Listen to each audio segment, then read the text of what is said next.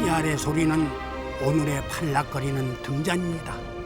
무어진 바람 불고 사나운 짐승 날뛰는 어두운 골짜기에 초막 하나를 지켜가는 것은 결코 큰 돈이나 권력이 아닙니다. 호롱불 하나 때문입니다. 씨알 여러분, 여러분의 기도로 이 시대의 호롱의 기름을 대십시오. 겨울이 오고 있습니다. 이 등잔을 꺼서는 아니 됩니다. 총과 칼이 지배하던 폭압과 광기의 시대. 그 시대의 어둠을 밝힌 팔락거리는 등잔. 그것은 함석헌의 씨알의 소리였다.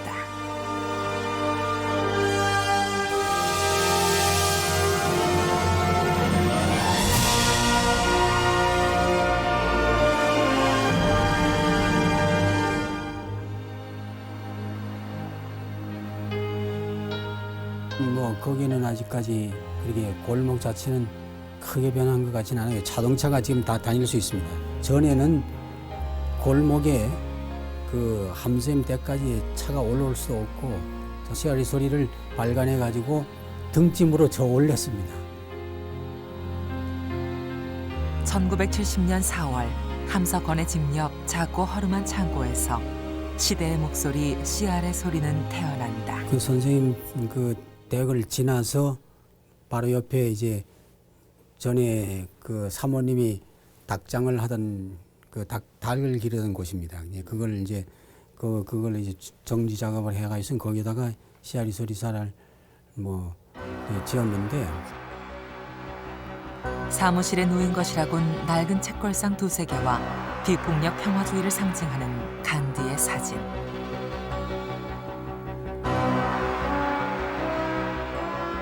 그리고 60년대 군사정권에 대항한 잡지이자 함석헌이 자신의 저항의식을 불태운 사상계와 꺾이지 않는 민중의 의지를 보여주는 액자뿐이었다. 이 보잘것없는 공간에서 태어난 씨알의 소리는 함석헌의 분신과도 같았다.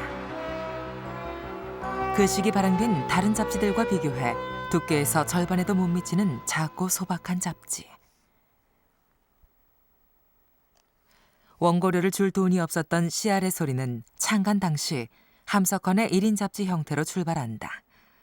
그러나 군사정권에게 함석헌의 글은 어떤 시위대보다 두려운 존재였고 씨알의 소리는 두 번째 호를 준비하던 중 폐간되고 만다. 그러나 이병린 변호사의 도움으로 씨알의 소리는 13달에 걸친 법정 투쟁에서 승리해 복관한다.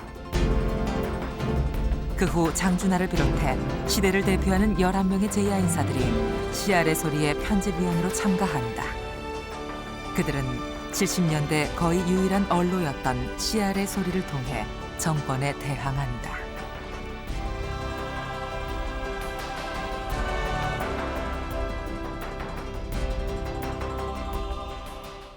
재판에는 승소했지만 씨알의 소리에 대한 정권의 탄압은 계속된다. 복관 몇 달 후 김수환 추기경의 성탄 메시지 사건이 발생한다. 1971년 12월 달에 김수환 추기경이 CBS에서 성탄 메시지를 방송을 하다가 방송 도중에 중단이 당했습니다. 네. 근데 이제 저더러 선생님이 너 저기 추기경한테 가가지고 그 원고 좀 가져놔라. 내가 전화해 주마. 그래서 이제 제가 그 김추경님을 찾아갔죠. 추기경으로부터 원고를 건네받았지만 군사정권의 방해 공작으로 어느 인쇄소에서도 씨알의 소리를 인쇄하려 하지 않았다. 한참을 수소문한 끝에 당시 야당지인 민주전선의 도움으로 비밀리에 잡지를 인쇄할 수 있었다. 일제 때 항일 운동 그런 그 선언문 같은 것을 그렇게 숨어서 인쇄를 하고 했다는 얘기를 들었었습니다만은 그 저희 시대에도 그런 군사 독재 정권 시대에 합법적인 그런 신문들, 합법적인 그런 잡지들도 인쇄를 못 해가지고 그런 그 게릴라 수법으로. 1972년 1월 30일 추기경의 성탄 메시지는 비로소 세상에 나오게 된다. 그러나 이 일로 인해 씨알의 소리 편집인들은 모진 순환을 당해야 했다. 그게 나가자마자 이제 야단이 난 거죠. 이제 중앙정보부라고 하는 게 이런 거구나 하는 거 이제 실감한 때가 1972년 2월 달입니다. 이제 끌려갔어요. 끌려가서 32시간 동안 그 중앙정보부에 있었습니다. 그 32시간 동안에 당한 얘기는, 야, 이게 세상이라고 하는 게 참 이런 거 이룰 수도 있나, 이게 뭐 말할 수도 없고, 당한 수모라든지 이런 것은. 성탄 메시지 사건 이후 씨알의 소리에 대한 정권의 탄압은 더욱 혹독해졌다. 수시로 판매 금지 처분을 내리는가 하면 함석헌과 장준하 그리고 씨알의 소리 편집인들이 시시때때로 중앙정보부와 경찰에 연행됐다. 작지만 할 말은 하려는 잡지였기에 늘 형사와 중앙정보부 요원들은 사정 검열에 촉각을 곤두세웠다. 그래서 원고가 만신창이가 되기 일쑤였고 잡지가 제 날짜에 발행되는 일이 드물었다.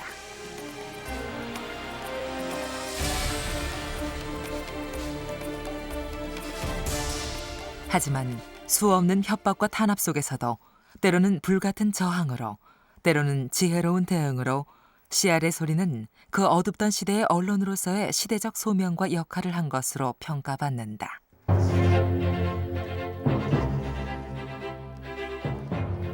씨알의 소리는 군부 독재 정권에 대항해 자유와 민주화를 소리 높여 외쳤다. 또한 민족의 분단을 민중의 주체적 참여로 극복해야 함을 역설했다. 그리고 인권을 유린당한 노동자들과 사회 구석구석의 약자들의 목소리를 담으려 했다.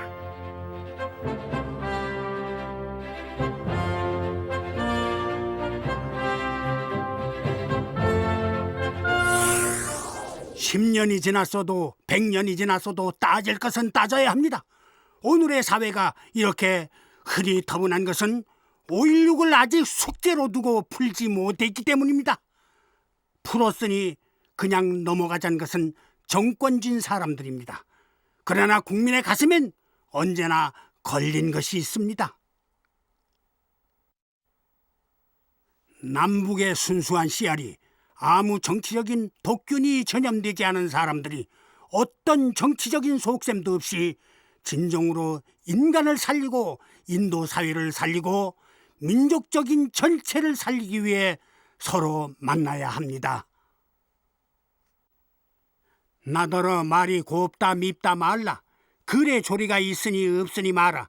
이 부조리를 깨치고 이 짙은 어둠을 뚫으려 이 수수께끼를 풀 때까지 나는 미친 듯이 아우성치며 회오리 바람을 돌지 않을 수 없느니라. 이 기고자가 그렇게 많을 수가 없었어요. 왜 그러냐면 박해를 받으니까. 이제 그런 잡지인데 그 대신 이 말을 하는 잡지거든요. 말을 못하는 세상에서 말을 하는 거예요. 그러니까는 그 파급 효과가 대단한 것이어서 당시는 이제 소위 혁명을 통해서 집권한 소위 말하는 이제 군부 정치 집단이기 때문에 사회 전반이 이제 폭력과 검으로 상징이 됐죠. 그에 비해서 이제 이 씨알의 소리는 평화와 팬을 상징하는 하나의 상징적 잡지였습니다. 70년대 군사정권이 가장 두려워한 인물 중 한 사람이었다는 함석헌.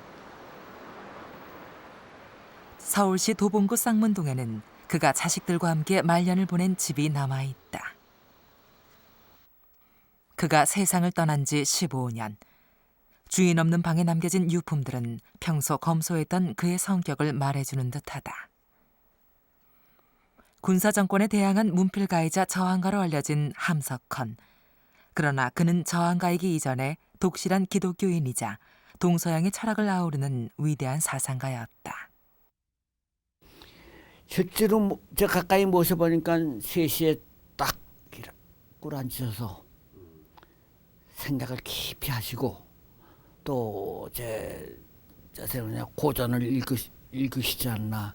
선생님 말씀이 참 새로운 말씀이 참 많은데 저런 말씀이 어디서 나올까? 난 이제 그걸 이제 상당히 궁금했죠. 저건 어느 책에서 저런 것이라고 어느 선생님한테서 저런 말씀이 잠깐 나오는 건가? 그렇지 않아요. 선생님이 실제로 그 참 새벽 3시에 일어나셔서 생각을 깊이 하시고 하시는 데서 그런 데서 우러난 것이 틀림없구나 하는 생각을 했었어요. 함석헌의 글쓰기 방식은 매우 독특했다. 선생님이 무슨 뭘 참고를 하시거나 다른 책을 물론 보시긴 하시지만은 그 어떤 무슨 그 자료를 놓고 쓰시는 것이 아니고 주로 이게 명상하시고 이 생각을 그 정리가 되면은 아주 글이 쉽게 나옵니다. 하룻밤에 그 200자 원고지 100매가 그냥 하룻밤에 나온 적도 있거든요. 네, 그런 반면에 뭐가 정리가 안 되면 아주 고민하시거든요. 못 쓰시고. 함석헌의 생애와 글을 담은 20권의 전집은 그의 사상적 깊이를 잘 보여준다.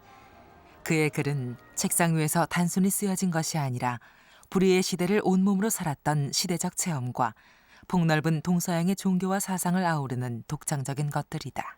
함석헌 선생님은 우리 역사이고 우리 정신이죠. 또 우리 아름다운 말을 그 속에 안고 있죠.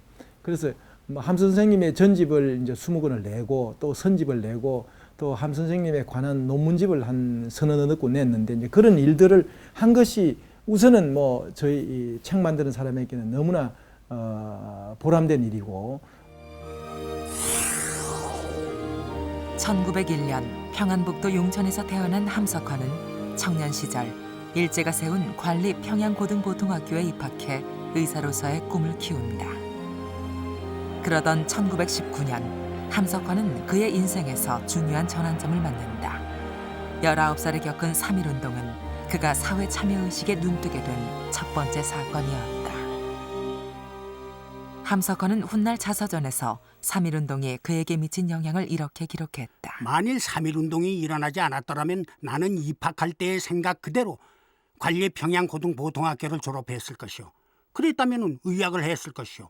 의사가 됐다면 나도 지금쯤은 큼직한 병원이나 경영했을지 모르고 잘하면 나도 누구들처럼 국회의원에 출마도 했을지 모르고.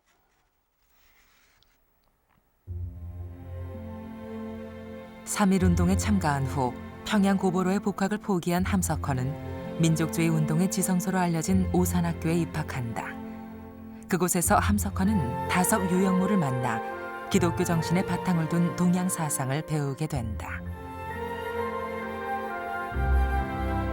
졸업 후 일본에 잠시 유학을 갔던 함석헌은 9년 뒤 모교인 오산학교의 역사교사로 부임한다.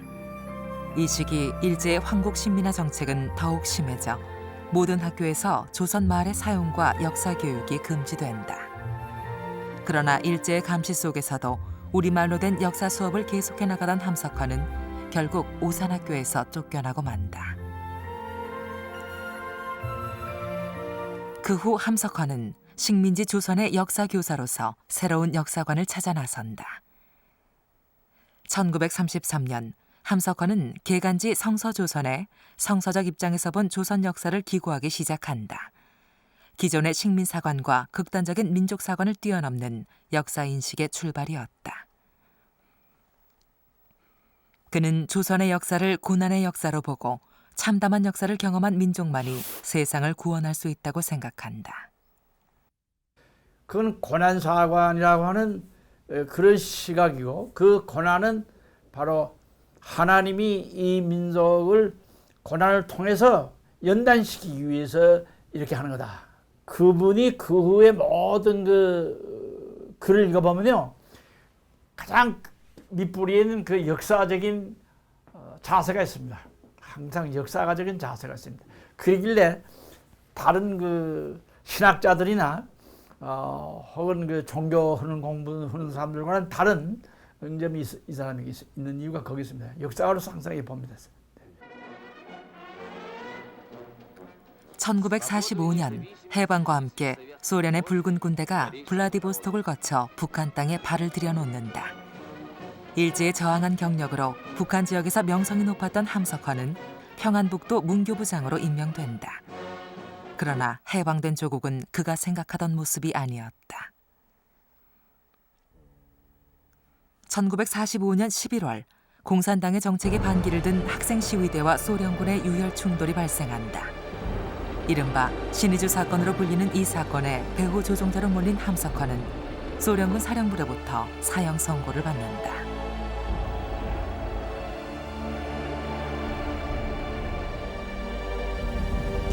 우여곡절 끝에 석방된 함석헌은 1947년 2월 노모와 가족들을 북에 남겨둔 채 월남한다. 그러나 해방 후의 남한 사회 역시 혼란스럽기는 마찬가지였다. 1948년 8월 15일 남한만의 단독 정부를 수립한 이승만 정권은 공산주의에 맞선다는 명분으로 수많은 친일파 경찰들을 요직에 임명한다. 남한의 민중들은 이승만 정권이 고용한 경찰과 정치 깡패의 테러로 공포에 떨어야 했다. 월남 후 서울에서 스승 유영모와 재회한 함석헌. 유영모로부터 CR이란 용어를 받아들인 그는 그때부터 CR 사상을 개념화하고 발전시켜 나간다. CR의 C는 낱개로서의 씨앗을, R은 그 속에 담긴 알맹이를 의미한다. CR 사상은 5천년 민족사를 일으킨 불꽃 같은 것이 씨앗인 각자의 민중 속에 알맹이처럼 들어있다고 보았다. 그리고 앞으로 펼쳐질 미래의 역사 또한 민중, 즉 CR들의 내부에서 자라고 있다고 생각한다. 전통적인 유교에서는 CR이나 백성이나 국민을 어리석고 어린 못난 사람으로 보통 소인으로 이렇게 이해를 하지 않습니까? 어리석고 어린 존재를 이렇게 보는데 그 유영모 선생님은 정반대로 어버이처럼 어른으로 씨알을 풀이했다고 하는 것이 굉장히 놀라운 것이고, 그것이 좋다고 생각해서 함 선생님께서는 민을 가리키는 말로 씨알이라는 말을 이렇게 사용하게 되었죠. 국가를 위해서 시민이나 국민이 있는 것이 아니고 시민, 더 나아가서 이제 함 선생님은 시민도 부족하고 하나하나의 생명체인 씨알들이 진정한 나라의 주인이고 그들을 위해서 국가가 존재하는 것이다 라고 하는 이 순서를 뒤바꿔 놔서 진정한 의미에서 이제 우리 한국 사회의 근대 시민 정신의 새로운 면을 분명하게 보여주신 분이다, 그렇게 봅니다. 비로소 CR의 진정한 의미를 깨달은 함석헌. 그는 각 학교와 단체들에서 성서 강론을 하며 CR 사상을 전파시켜 나간다. 그리고 같은 민족이면서도 반으로 나뉘어 서로의 이념과 주장만을 내세우는 남북한 정권의 실상을 바라보며 한국 전쟁을 예언하는 듯한 말을 남긴다. 지금도 그 생생하게 기억을 하는데 영감이 이렇게 왜들 이러지? 이제 이 살짝 지글지글 지금 타오르고 있는 이 화산의 이 지면서 흙이 언제 폭발할지도 모르는데 위에 살짝 덮인 요 위에서 이게 언제 폭발할 줄 알고 이렇게 야단들이지? 이 야단들이냐? 그러고 이제 아주 얘기를 하시더라고요. 이제 그러고 나서 일주일에 6.25 터지지 않습니까? 3년여 동안 계속된 남북한 전쟁으로 국토는 황폐화된다. 무려 600여만 명의 사상자를 낸 이 전쟁에 큰 충격을 받은 함석헌은 반전 평화주의자로서의 면모를 키워나간다. 한국전쟁 이후 이승만 정권은 자신의 정권을 강화시키는데 한국교회를 이용하기 위해 기독교인들을 우선적으로 선별해 미군의 구호품을 나눠준다. 대다수 민중들의 굶주림에 냉담한 채 자신의 이익에만 관심을 쏟는 한국교회를 바라보며 함석헌은 강한 비판의식을 갖게 된다. 당시 발표한 수평선을 넘어 그는 대선언이란 시를 통해 한국교회에 대해 기꺼이 이단자가 될 것을 선언한다. 네, 기독교의 이단자가 되리라. 참해야 어디 딴 끝이 있으리요. 그것은 교회주의의 안경에 비치는 헛개비뿐이니라. 기독교는 위대하다. 그러나 참은 그보다 더 위대하다. 참을 위해 교회에 죽으리라. 교회당 탑 밑에 내 뼈다귀는 혹 있으리라. 그러나 내 영은 결단코 거기 갇힐 수 없느니.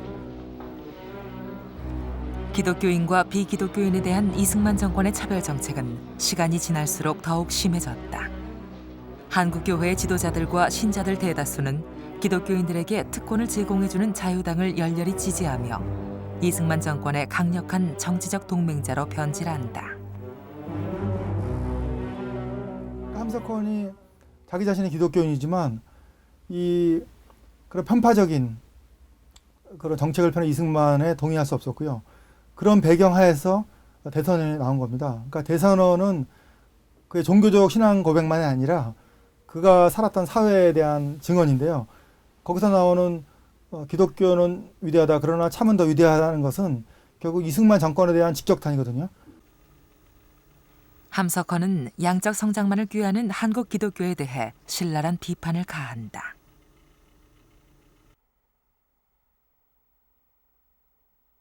교회당 탑이 3대같이 자꾸만 일어서는 것은 반드시 좋은 현상이 아니다. 그것은 궁핍에 우는 농민과는 아무 관계가 없다. 교회당 탑 위에 하나 일어설 때 민중의 양심에는 어두운 그림자가 한치 깊어간다. 그러기에 예수 믿으시오 하면 예수도 돈이 있어야 믿겠습니다 한다. 예수가 오늘 오신다면 그 성당, 그 예배당을 보고 이 성전을 헐라 하지 않을까? 이 시기 함석헌은 사상계를 통해 독재 정권에 대한 본격적인 항거를 시작한다. 그는 정권의 폭압 앞에 벙어리가 된 씨알들의 입을 열고 그들의 다친 영혼을 깨우려 한다. 우리나라 역사는 벙어리의 역사다. 무언극이다. 이민중은 입이 없다. 표정이 없다. 사람 이상 입이 없으리만 있고도 말을 아니하고 자라온 민중이다. 사람인 남에야 속이 없으리만 그 속을 나타내지 않고 온 사람들이다. 할 말이 없어서일까? 아니 있다면 세계 어느 나라의 민중보다 할 말이 많을 것이다. 입으로는 할 수 없는 말을 가슴에 사무치게 가진 사람들이다. 참혹하지 않은가? 비통하지 않은가? 무언극이라니. 그게 저는 이제 그 글이 시장 사상의 뭔가를 함석헌이 설명해 준 거라고 생각을 하는데, 말을 함부로 하면은 생명을 부지하기 어려운 역사. 그러니까 함석헌이 할 말이 있다 하면서 얘기를 하는 거거든요. 그러니까 다시 말하면 그가 평생을 통해서 추구했던 것은 씨알의 소리라고 그러는데 결국은 씨알의 목소리, 각 씨알들, 각 사람들이 자기의 의견, 자기 생각을 자유롭게 이야기할 수 있게 해야 된다. 함석헌은 자기 역사를 스스로 만들어갈 용기를 가진 백성만이 억압에서 벗어날 수 있다고 보았다. 그는 한국전쟁 이후 두동강난 조국의 현실과 민족을 분열시키는 남북한 정권을 비난하면서 씨알들의 깨어있음을 촉구한다. 부모 처자가 남북으로 헤어져 헤매는 나라가 자유는 무슨 자유, 해방은 무슨 해방인가? 우리는 나라 없는 백성이다. 6.25는 꼭두각시의 노름이다. 아들이 아버지에게 칼을 겨누고 형이 동생에게 총을 내미는 이 싸움인 줄은 천이나 알고 만이나 알면서도 쳐들어온다니 정말 대적으로 알고 같이 총칼을 들었지. 어느 한 사람도 팔을 벌리고 들어오너라 너를 대항해 죽이기보다는 나는 차라리 내 칼에 죽는 것이 마음이 편하다고 말한 사람이 없었다.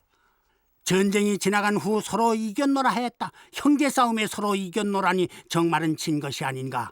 어찌 승전 축하를 할까. 술 피우러도 부족할 일인데. 함석헌의 이러한 주장은 이승만 정권의 멸공통일론을 뿌리로부터 비판하는 것이었다.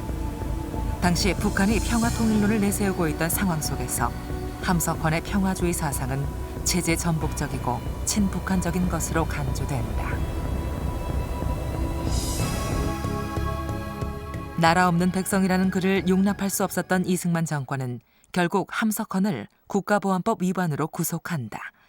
그의 나이 58배 일이었다.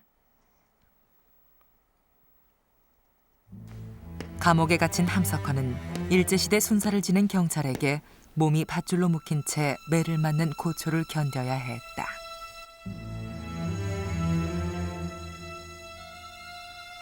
그렇게 씨알의 소리는 독재 정권의 창살 아래 갇힌다.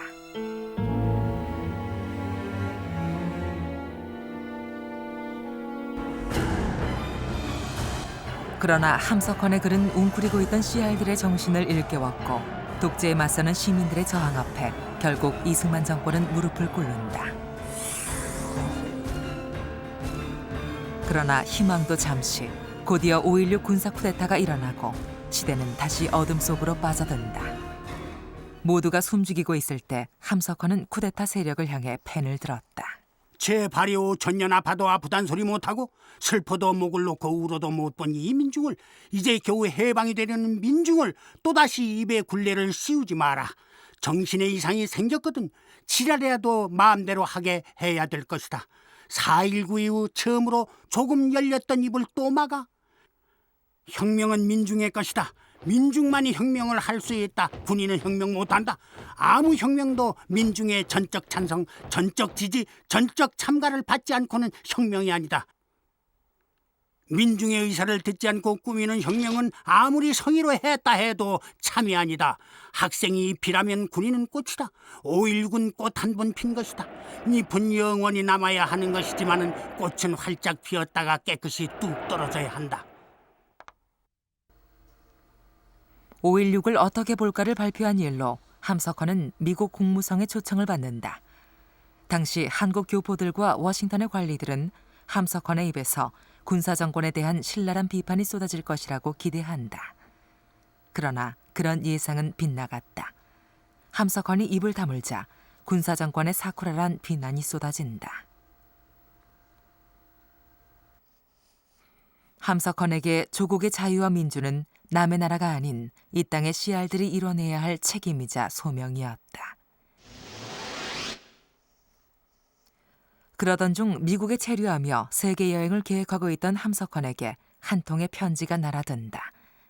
박정희 군정 통치의 연장을 알리는 신문 기사였다. 그러니까 나중에 안병무 박사한테 얘기를 들으니까 아침에 이제 뭘 저거 하다가 한국선 신문을 이렇게 보시더니 눈시울이 좀 이렇게 뜨거워지고 좀 눈물이 좀 날까 말까 그러면서 조용히 나 갈래. 그리고 그냥 비행장으로 가서 오셨다는 거예요. 뭐 스케줄이고 뭐고 다 집어치고. 이제 그러니까는 와서는 이제 김포 비행장에 내리자마자 신문 보니까 그냥 막 그냥 뭐 정권 때리고 이제 뭐 너희들 뭐 하는 거냐 인권제. 그때부터 선생님의 소위 박정희 정권의 부당성을 정면으로 지적하는 함석헌의 대중강연회가 시작된다. 강연회마다 새벽부터 수만 명의 군중들이 몰려들었다. 함석헌은 이때부터 행동가로서의 투쟁을 결심한다. 박정희님, 내가 당신을 국가재건 최고회의 의장이라고도 육군 대장이라고도 부르지 않는 것을 용서하십시오. 여러분은 아무 혁명 이론이 없었습니다. 단지 손에 든 칼만을 믿고 나섰습니다. 그러나 민족은 무력만으로 얻지 못합니다. 함석헌에 대한 정권의 비난은 거셌다.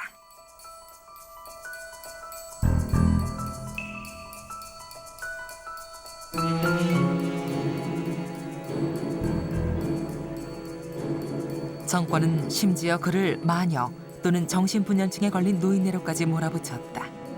그러나 군사정권을 향한 함석헌의 저항은 멈추지 않는다. 중에 한일 국교 정상화가 되면 우리는 또다시 일본의 침략을 당한다고 주장하는 사람이 있지만 이러한 열등의식은 깨끗이 버려야 하는 동시에 불행했던 과거의 한일 관계를 청산하고 영광스러운 새 역사를 창조하기 위한 한일 협정이 2월 22일 오후 5시 일본 수상관저에서 정식 조인됐습니다. 1965년 전국적인 반대 여론에도 불구하고 박정희 정권은 한국과 일본의 국교 정상화를 강행한다. 함석헌은 사상계에 글을 싣고 한일 회담에 적극 반대한다. 표시하는 우리 젊은 학도들의 시위 분노한 군중들의 시위가 격렬해지자 곧이어 계엄령이 선포된다.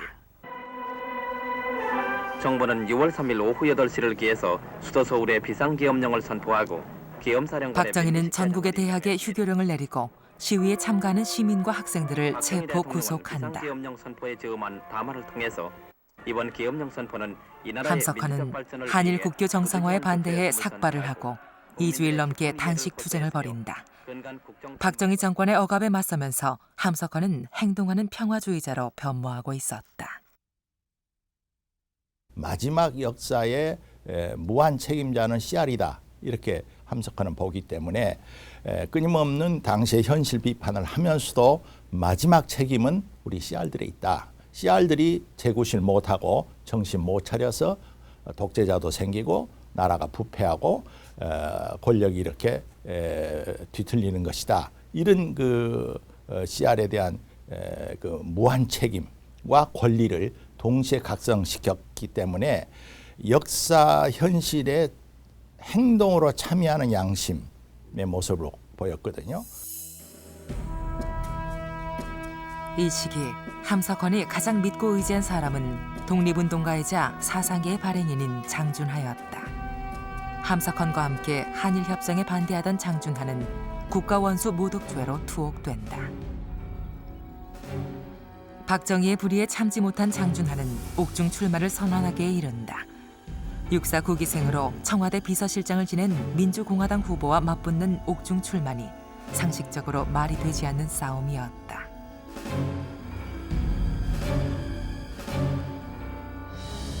그러나 장준하에 대한 함석헌의 배려는 각별했다.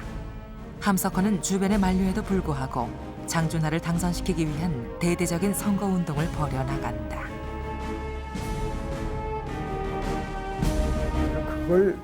그 나오지 않습니까? 그 저 장춘단에서 그 유명한 얘기.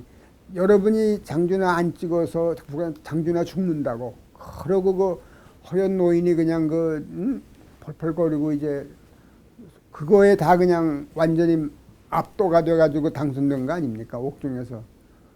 이제 그러니까 그 양반으로서의 그 장준하를 얼마나 늘 저보고도 가끔 하신 말씀이 기억이 나요. 기상이 있다는 거예요. 장준하는 건 기상이. 그 사람이 그게 되먹었다는 거죠. 그야말로 그 기상이. 이렇게 해서 기적은 일어나고 만다. 장준하가 역사상 처음으로 국회의원에 옥중 당선한 것이다. 장준하가 국회의원에 당선됐지만 군정 통제는 시간이 지날수록 가혹해졌다. 사상계에 대한 탄압도 심해져 기고자 수와 잡지의 분량은 점점 줄어들었다. 이를 지켜보던 함석헌은 언론의 게릴라전을 주창한다.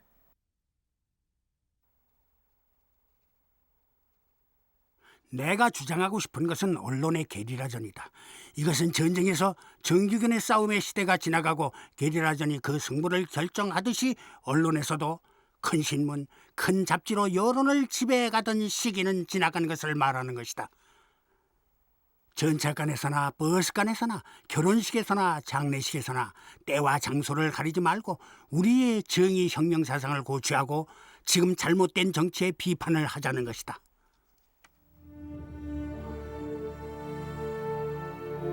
당시 박정희 정권의 폭압 속에서 패배주의에 빠졌던 CR들에게 절실하게 필요한 것은 희망과 격려였다. 함석헌은 한국 민주화와 언론의 자유를 위해 CR의 소리를 창간한다.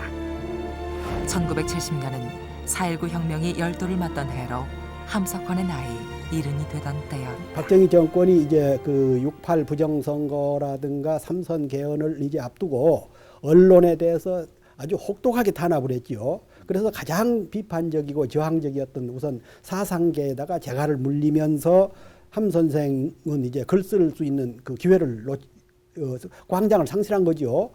그러다 보니까 자체의 어떤 그런 그 매체를 가져야 되지 않겠는가. 이미 어느 잡지나 신문이나 방송에도 함석헌 선생의 글을 말을 보도해주는 그런 매체가 없기 때문에 그래서 1970년 4월호로 CR의 소리 창간호를 내게 됐고 함석헌은 CR의 소리를 통해 본격적으로 CR들의 저항과 스스로함을 강조하기 시작한다. 함석헌에게 4.19의 정신은 바로 CR의 정신이었다. 4.19 정신을 한마디로 파악한다면 무엇이라 할까? 나는 썩어지는 씨알이라고 하고 싶습니다. 5.16은 어디까지나 자기 주장입니다. 이기주의입니다. 내가 한다는 것입니다. 하고 또 한다는 것입니다. 쥐고 영원히 놓지 않는다는 것입니다. 4.19는 반대입니다. 내가 아니고 우리입니다. 하는 것이 아니라 살자는 것입니다. 그러므로 그것은 땅에 떨어져 썩는 씨알입니다. 썩지만 썩음으로 살아납니다. 4월은 죽음으로 살아나는 부활의 달입니다. 함석헌은 군사정권을 전복시킬 수 있는 유일한 투쟁의 주체를 씨알이라고 보았다. 그에게 씨알은 특권 없는 보통 사람, 역사의 바닥과 가장자리에 위치한 사람들이었다. 그러나 작고 초라한 씨알 속에 무궁한 생명이 담겼듯 씨알의 자기 희생을 통해서만 새로운 역사는 시작될 수 있었다. 함 선생님은 역사관이 그런 거라고 보는데 민중적인 역사관이죠. 그 참 정신, 민족의 참 생명, 이거는 민중에게서 찾아볼 수 있다. 그 지식인이라든지 권력을 가진 사람이라든지 부를 누리는 특권층의 사람들은 본래 타고난 그 하늘로부터 받은 생명, 또 그 정신을 많이 까먹고 잊어버리고 있는데, 뭐 가진 것 없고 힘없고 또 지식도 없는 밑바닥 씨알들, 민중들은 본래 타고난 그 생명력, 깨끗한 정신, 양심, 이런 걸 그대로 그래도 제대로 옹글게 간직한 존재들이다. 이렇게 믿고 있는 것이 함 선생님 아주 기본 씨알 사상의 신념이면서도 그분의 확신인데, 평화시장 노동자였던 전태일은 함석헌이 생각한 씨알 중의 씨알이었다. 1970년 11월 전태일이 비인간적이고 잔악한 노동 현실에 한거해 22살의 젊은 나이로 짧은 생을 불태웠을 때 그의 집을 가장 먼저 찾아간 사람이 함석헌이었다. 자다가 새벽인데 안개가 끼고 아주 새벽이에요. 그러니까 우리 문을 쏙 열고 누가 들어오시는데, 나는 생전에 처음 본 분이고 흰 두루마기를 입으시고 이렇게 시험이 이렇게 길으시고 뒤에서 따라오신 분이, 양복 입고 따라오신 분이 저 함석헌 선생님이시라고 그러더라고. 그런데도 우리는 처음 들은 소리지, 저는. 그러시냐고. 그러니까 그 당황하지 말고 다 앉으시라고 내 얘기 좀 들어보라고 그러시더라고. 그래서 외국에서 전태일 군이 분신했다는 소리 듣고 내가 지금 공항에서 이리 막 빨아오니까 이렇게 일찍 오시다 그럽니다. 그러면서 막 눈물을 먹으면서. 전태일의 죽음은 단순한 노동운동이 아닌 자신보다 더 초라하고 나약한 사람들을 위한 씨알의 숭고한 자기 희생이었다.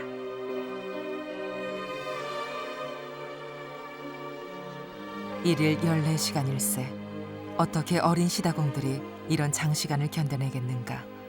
남자들보다 신체적으로나 정신적으로 약한 여공들이 더구나. 얼마나 사랑스러운 여러분들의 전체의 일부입니까?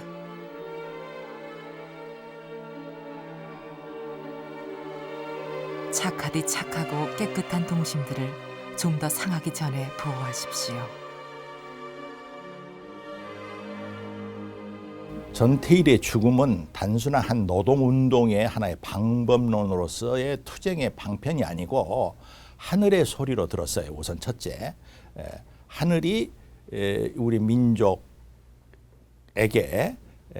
너희가 지금 어디에 서 있느냐, 너희가 사람으로서 제대로 제자리에 서 있느냐를 질문하고 묻는 소리로 들었고, 그리고 이제 많은 그 노동자들의 열악한 씨알 내지 민초들의 울부짖는 소리로 들었고, 그리고 이제 함석헌 자신을 비롯해서 소위 특별히 이제 지식인들과 기득권자들에게 책임을 묻는 소리로 들었어요. 전태일이 죽은 후 함석헌은 기념 강연회와 추도회를 열어 씨알 중에 씨알 전태일이 남긴 뜻을 세상에 전하려 노력한다. 또한 함석헌은 씨알의 소리에 여러 번 전태일에 관한 글을 실으려 한다. 그러나 군사정권은 유독 전태일에 대한 글이 한자라도 세상에 나가는 것을 허락하지 않았다.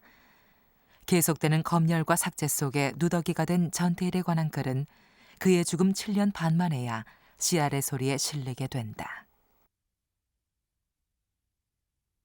그래서 이제 함석헌 씨는 전태일의 이 죽음으로 말미암아 전혀 새로운 그 씨알 사상의 진면목을 이제 그걸 계기로 해서 발전시켰죠.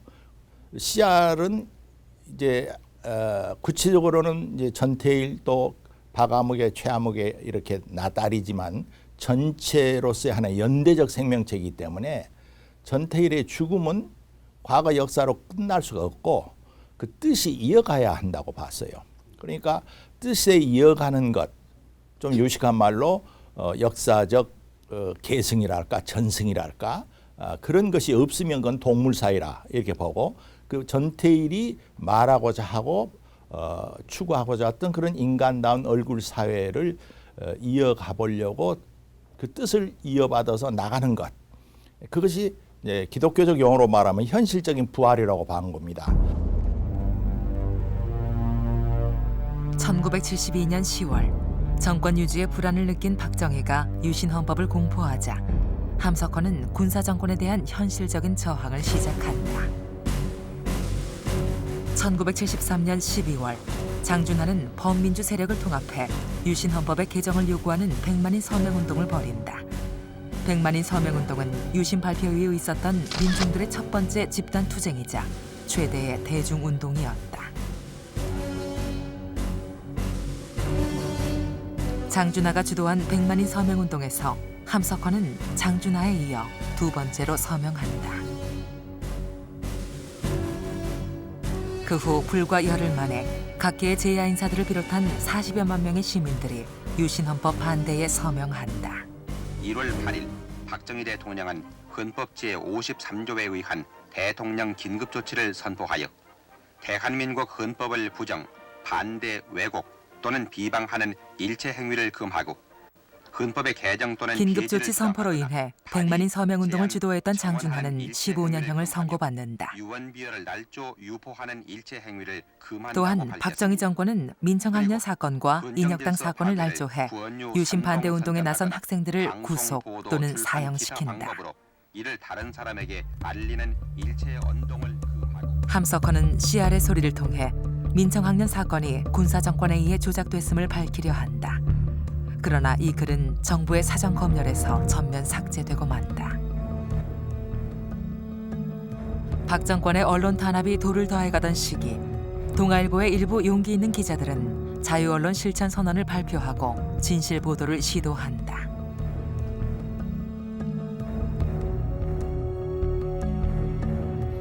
당국은 이에 대한 대응으로 광고주들에게 압력을 넣는 수법으로 광고 탄압을 가한다.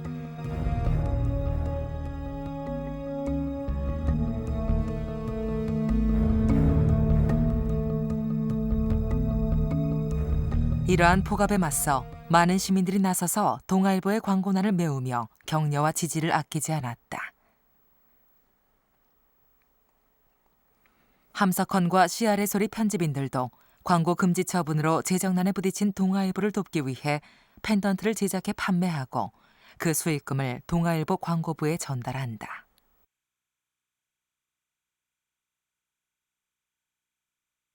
그래서 그때 당시에 이제 동아일보사 앞에 펜한테 이렇게 해서 그 실크 인쇄해가지고 이제 했는데 그때 사람의 의협심이라는 것이 그렇구나. 그 민중이랄까 어떤 옳고 그름에 대한 그르침에 대한 저항이랄까. 사람들이 그게 무슨 뭐 값어치가 얼마 됩니까? 제작비는 뭐 얼마 안 되는데.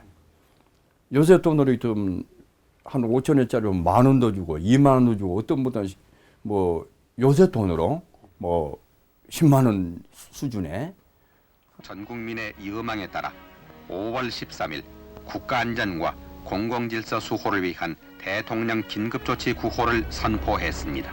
1975년은 군사정권의 횡포가 극에 달하던 시기였다. 유신 통치의 수단이었던 긴급조치 가운데 가장 강도가 셌던 긴급조치 구호가 선포됐다. 그로부터 석 달 뒤 장준하가 돌연 의문사하는 사건이 발생한다. 6, 70년대 반독재 투쟁의 길에서 늘 함께한 동지의 죽음은 함석헌에게 큰 충격이었다. 장준하가 죽었다. 이 한마디가 8월의 노여움의 무더운 공기마냥 붙여도 또 오고 또 와서 가슴을 누릅니다. 이게 무슨 일입니까? 하나님 앞에 투정을 해보기도 합니다. 꼭 있어야 하는 사람인데 왜 갔을까? 그 의지의 사나이가. 이날껏 나하고 한 약속을 한 번도 안 어긴 이가 이번은 왜 이렇게 쳐버리고 말까? 그를 한 번 꼭 내세워보고 싶었는데 그가 이 나라의 정치를 마음껏 할 수 있는 길이 있다면 내가 흙덩이가 돼서라도 디디고 올라서게 해주고 싶었는데.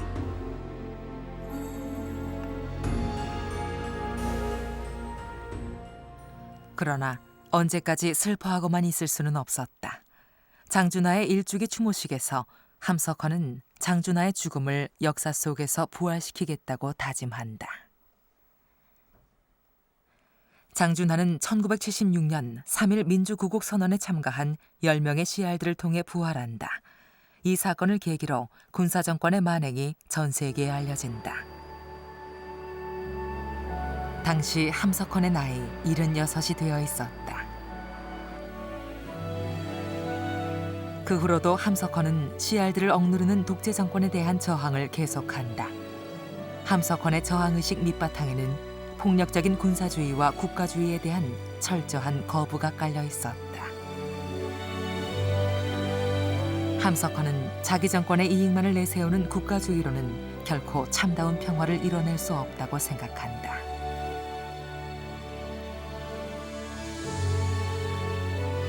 독재 탄압의 시대, 억압받는 CR들의 중심엔 늘 함석헌이 서 있었다.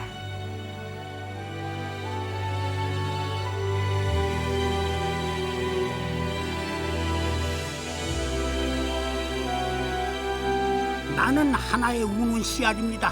한 마리가 울어서 복받쳐 1000마리와 같이 우는 민초 속의 풀벌레입니다.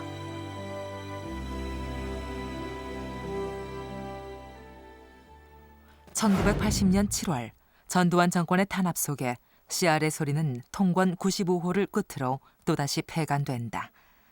그 후 8년이란 긴 세월 동안 CR의 소리는 제 목소리를 낼 수 없었다. CR의 소리가 폐간되자 함석헌은 노장 철학 강의에 주력한다. 이를 통해 그가 말하려 한 것은 전쟁과 폭력의 반대편에 선 평화의 논리였다. 또한 CR들의 자유정신을 강조한다. 이것은 중요 사상을 바탕으로 한 군사정권의 이념적 토대를 허무는 역할을 한다. 비폭력주의자 함석헌은 이미 67년 당시 베트남 파병을 반대하기도 했다. 당시 파병의 행동으로 저항한 사람은 함석헌이 거의 유일했다. 나는 월남 참전을 크게 역사상에 씻지 못할 민족적 부끄러운 죄악으로 생각한다. 종교의 지도자들까지도 그저 썩어빠진 세상 풍속대로 가서 이기고 오라는 기도나 할 줄 알았지 언제 한 번 민족적 뉘우침에 권면을 한 일이 있던가. 70년대 민주화 투쟁의 과정에서도 함석헌은 비폭력 평화주의의 원칙을 버리지 않는다.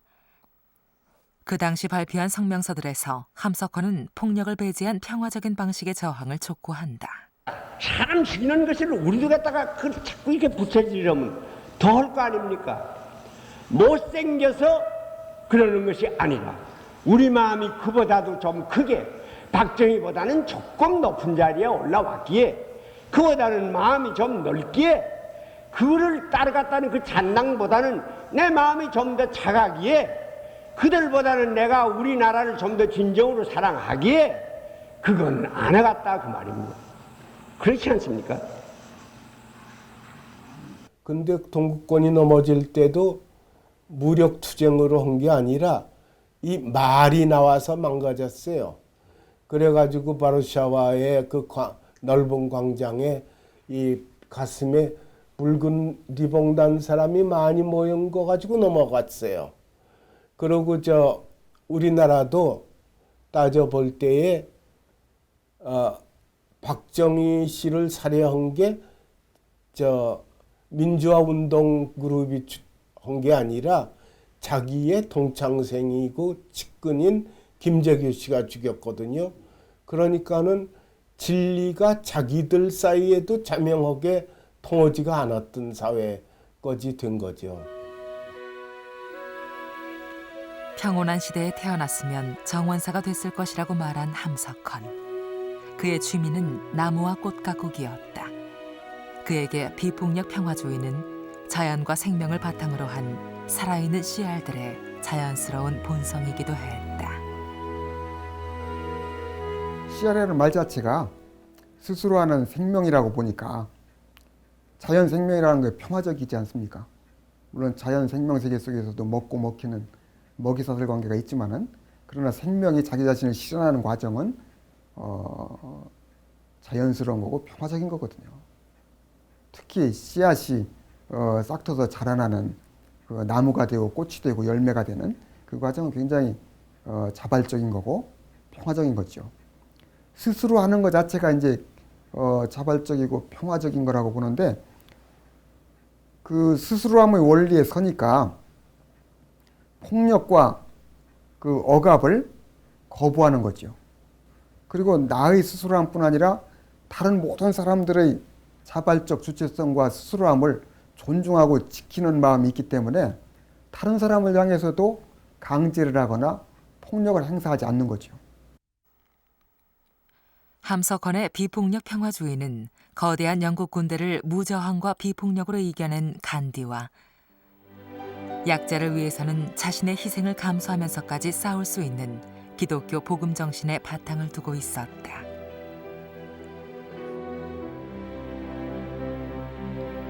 함석헌의 비폭력 평화 사상은 전두환 정권의 폭압이 극단으로 치닫던 때 일부 운동권과 제야 지식인들로부터 비난을 받기도 했다.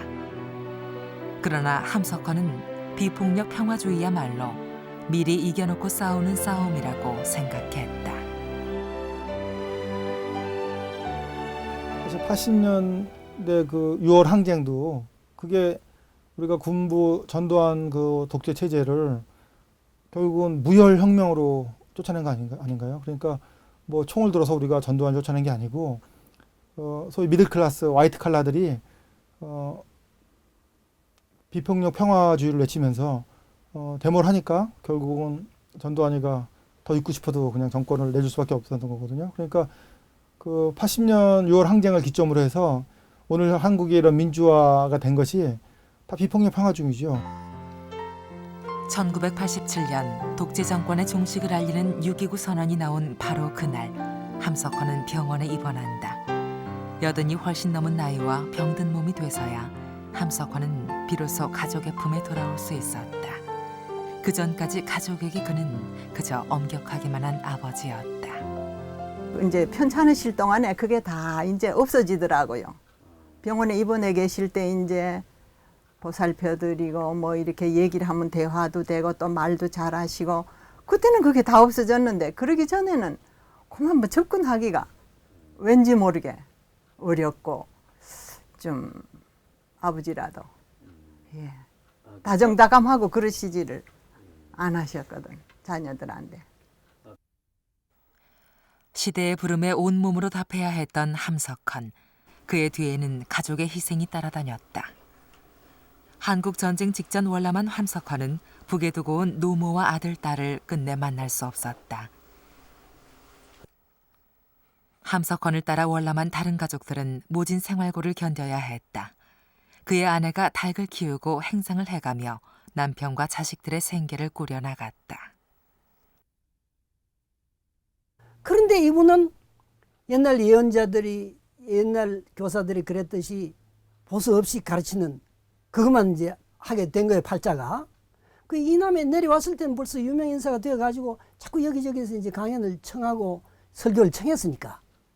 그 준비하고 그걸 하다가 보면은 언제 뭐 직장 마련하고 그럴 인편도 안 됐겠지만은 그럴 생각도 없고 그 이제 성경에는 다 예언자적인 그런 삶이 있으니까 자기 그걸 각오를 했으니까 월급이 수입이 없는 거예요. 마지막 가는 길조차 지키지 못한 아내의 무덤 앞에서 함석헌이 느낀 것은 말 그대로 회한이었다. 아내는 누가 지어주었는지 모르나 이름자대로 순이었습니다. 그저 순종에 산 일생입니다. 16의 소녀로 시집살이를 시작했고 우리 집안 어른들이 본래 통말이 없는 분들이기도 하지만은 20에 가까운 큰 가족에 밤낮 손님이 끊이지 않는 집의 맏며느리로서 불평 한 번 없이 섬김으로 살아온 사람이었습니다. 그는 그렇게 순종 봉사를 했는데 나는 그에 대해서 성실을 지키지 못했습니다. 그런데 하나님은 나를 치지 않고 그를 치셨습니다. 나의 가장 큰 잘못은 그를 내 믿음의 친구로 생각하지 못한 점입니다. 그가 가족에게 소홀할 수밖에 없었던 이유는 가족 이기주의로 인한 욕심을 경계했기 때문이다. 그는 평생 어떤 차별도 없이 함께 일하고 함께 생활하는 씨알들의 공동체를 꿈꾸었다. 함석헌에게 세상의 모든 씨알은 그의 가족이고 형제였다. 가정 문제 극복해야 된다고 하는 건 뭐 다 그건 참 의미로서 말씀한 거죠. 가정이라고 하는 것은 하나의 혈통관계인데 혈통관계로서는 이거는 그 인간이 인간 노릇을 못하고 씨알이 씨알 노릇을 못하기 때문에 이걸 극복하지 않으면 안 된다. 그게 가정 아닌 가정이죠. 그 소유도 선생님은 그 뭐 남을 도와줄 것이 없도록 살아라. 그렇게 말씀하신 일이 있어요. 남을 도와준다고 하는 정도로 뭐 엄청난 그런 부를 소유하고 하는 것 자체는 그거는 씨알의 정신하고는 좀 거리가 있다. 그래서 참 되게 그거는 뭐 내 것이라고 생각하지 않고 내 자식, 내 아들, 딸이라고 생각하지 않는 그런 그 정신 뭐 이런 거가 인류가 극복을 해야지 이 세상이 옳게 되는 거 아니냐지. 함석헌이 세상을 떠난 지 15년. 남아있는 것은 그가 평소 아끼던 작은 온실 하나뿐이다. 그가 말년에 인천 언론상을 수상하면서 받은 상금은 모두 사회재단에 기증했고 이 온실도 곧 오산학교에 기증할 예정이다. 평생을 검소한 농부로 살아왔다는 둘째 아들 하모용 씨. 그 역시 아버지의 책에서 나온 인세 모두를 함석헌 기념사업회에 기증했다. 늘 자신이 살아온 날짜를 달력에 기록하며 하루하루의 소중함을 생각했다는 함석헌. 마지막까지 무소유의 삶을 실천하려 한 그는 6개월간의 긴 투병 끝에 88살의 일기로 생을 마감한다.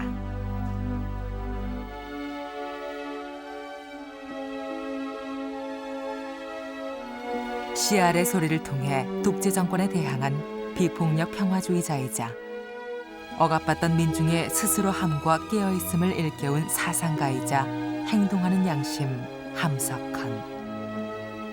88배 삶 동안 그는 스스로 깨어있는 씨알이고자 했다.